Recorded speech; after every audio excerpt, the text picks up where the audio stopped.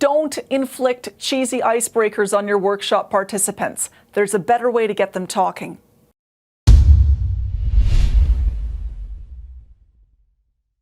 Welcome, friends, to Communication Q&A, where I tackle your tough speaking and communication issues. My name is Lauren Sergi.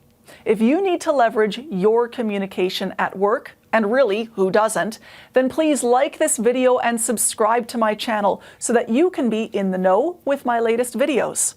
Today's question is from corporate trainer Samesh, who asks, "Hello Lauren, thanks for taking my question." You're welcome, Samesh. "I'm developing some new client-facing workshops and my manager has told me to include icebreakers to get people talking.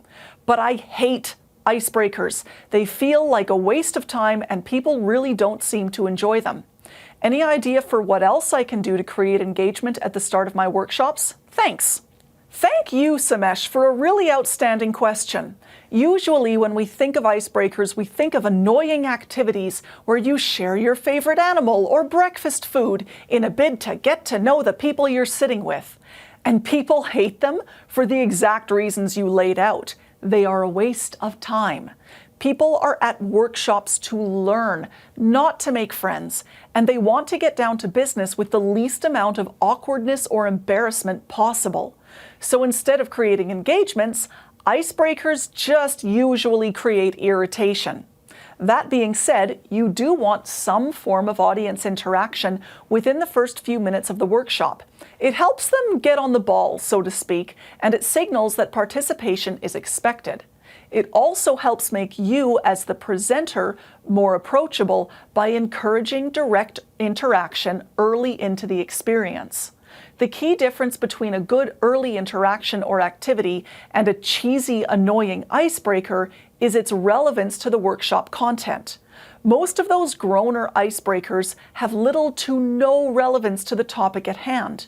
But if you can use that early interaction to help create context regarding things like who is there, or to identify relevant trends among the participants, like how many other people have experience with your topic, or who else is using your product or service, or what people's main concerns are, then that activity or audience engagement piece has a function. It has value.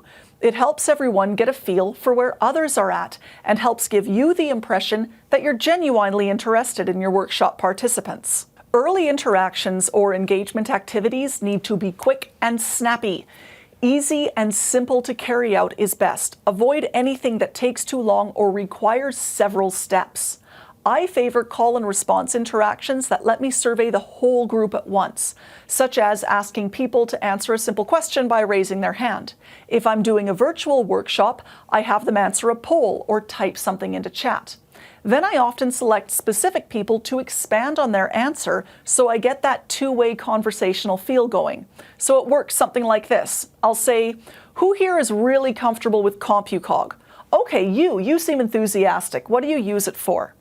The person can then speak to me. That's the two-way conversation that I want. Then we carry on. "Okay, who's heard of CompuCog, maybe dabbled with it, but isn't terribly familiar with it?" Okay, and who here has never heard of it or is even a little scared to use it? Okay, you're looking really frightened. What's your biggest concern with CompuCog? They answer me, I answer back, and we carry on. If you want some kind of activity that gets participants talking directly with one another instead of with you, let's say you're doing a workshop with people sitting together at tables of 6 or 8 and you want them talking, focus on giving the group easy questions about the workshop topic that they can share very brief answers to. One of my favorite group table interactions is the burning question exchange. Everyone takes 20 seconds to write down on paper one burning question they have about the topic or the workshop. They each then put their piece of paper in a bowl in the middle of the table. Then everybody draws out someone else's question, reads it, and the person who wrote the question identifies themselves. You can extend this a little bit by having someone from each table share one question from the bowl with the room at large after they've done their small table discussion. This sort of activity can help people figure out who else in the room might have similar issues to them, or which other participants they might want to connect with, to chat with later. And don't be afraid to play around with these early interactions either. You can be fun, you can be irreverent, as long as there is some relevance to the workshop at hand.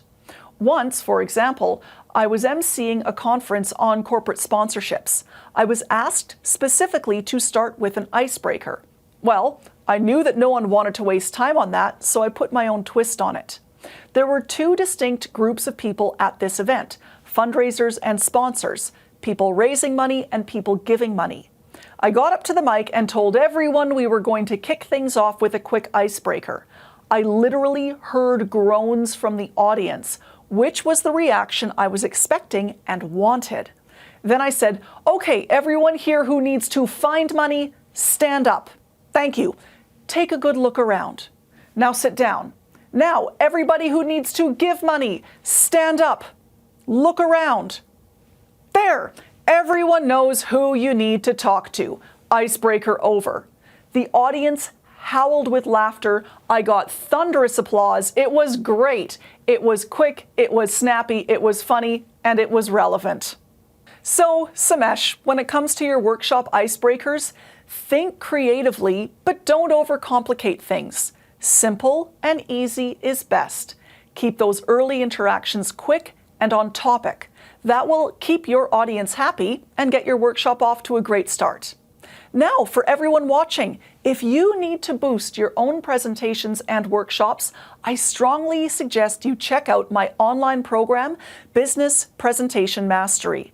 This is my full suite presentation course where you learn all of my signature methods of developing and delivering outstanding presentations. And yes, that includes techniques for engaging and interacting with your audience. You can find out more at laurensergi.com/BPM. The link is in the description below. Thanks for joining me here on Communication Q&A. I look forward to seeing you again soon.